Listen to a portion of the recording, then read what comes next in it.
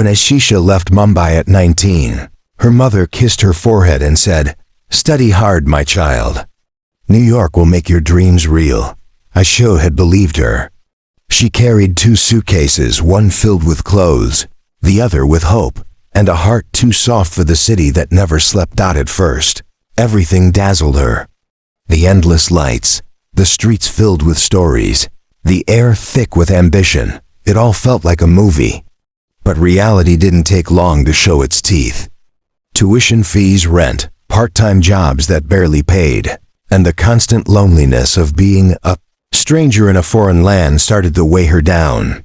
She worked nights at a coffee shop, saving every dollar she could. Sometimes she'd sit by her window, watching the city below, and whisper, "One day, I'll belong here." But loneliness has a way of whispering back. That's how she met Daniel, through an app she thought was harmless. He was older, charming, and spoke gently, the kind of attention she hadn't felt in months.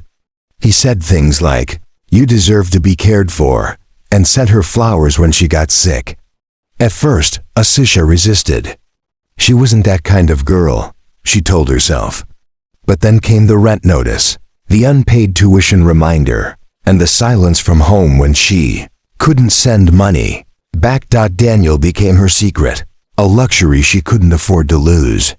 He took her to quiet restaurants, drove her through the glowing streets, and told her she was special.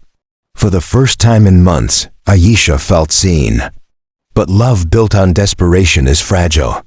She began skipping classes, lying to her roommates, hiding gifts under her bed.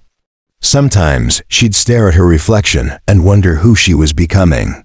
The girl who left India with dreams of independence was fading into someone she didn't recognize, someone owned by comfort and fear. One night, as snow began to fall outside her dorm window, Daniel texted, "You trust me, right? Come stay with me for the weekend." Ayesha hesitated. Something deep inside whispered no. But she ignored it. After all, hadn't this city always rewarded those who took chances? She packed a small bag, locked her door, and stepped into the cold night, not knowing it would be the last time anyone would see her alive. Daniel's apartment overlooked the Hudson River, glass walls, quiet hallways, and the kind of luxury Ayesha had only seen in movies. The night she arrived, he greeted her with a smile and a glass of wine. "You look tired," he said softly. "You need rest. You're safe here." For the first time in months, Ayesha slept without the sound of sirens or the anxiety of unpaid bills.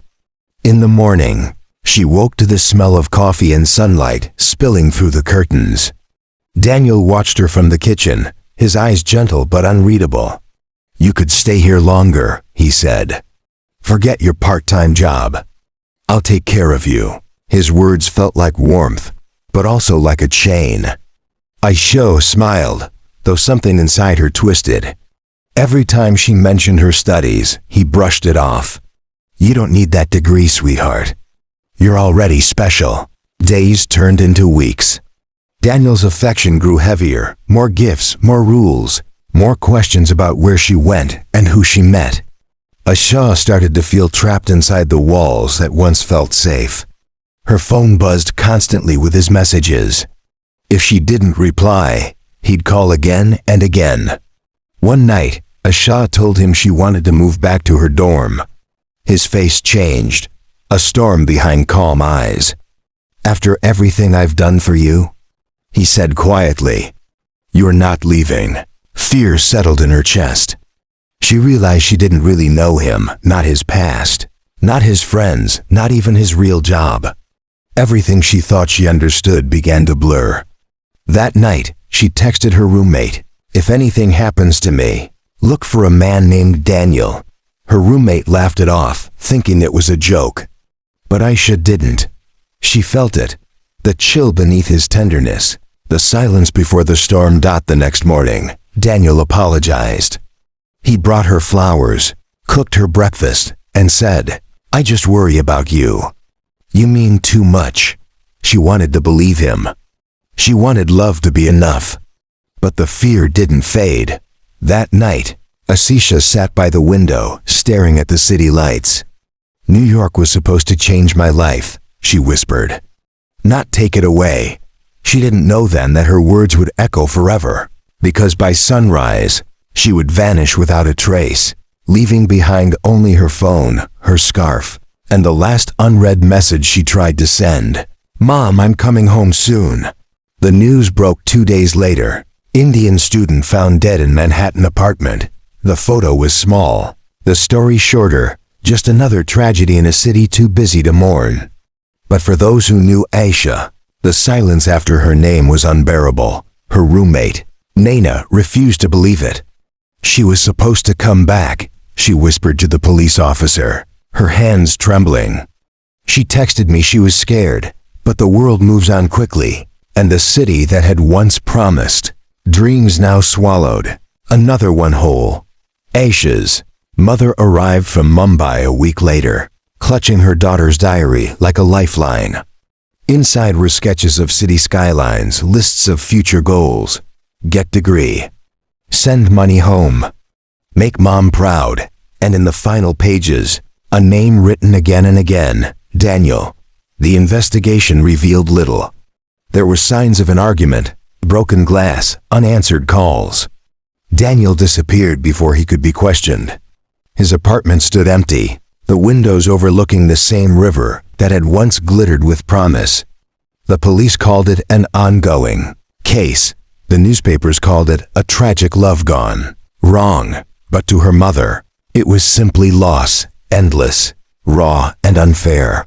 Months later, back in Mumbai, Aisha's room remained untouched. Her mother would sometimes sit by the window, tracing the edges of Asisha's photographs, whispering, "You were just a girl who wanted to live." The neighbors stopped asking questions, but every night she lit a candle by the window, not for revenge, but for remembrance. Because love, even when broken, leaves its mark. Aisha's friends started a scholarship in her name, the Aisha Foundation for Women, abroad so that no girl chasing education in a foreign country would ever have to choose between safety and survival again. And sometimes, when the New York skyline glows against the river, someone passing by the quiet apartment window swears they can still see her, a faint reflection of a girl with dreams too big for one lifetime. Not a ghost, but a reminder that love, when built on secrets, can turn into silence. And that even in the city that promised everything, the brightest lights can cast the darkest shadows.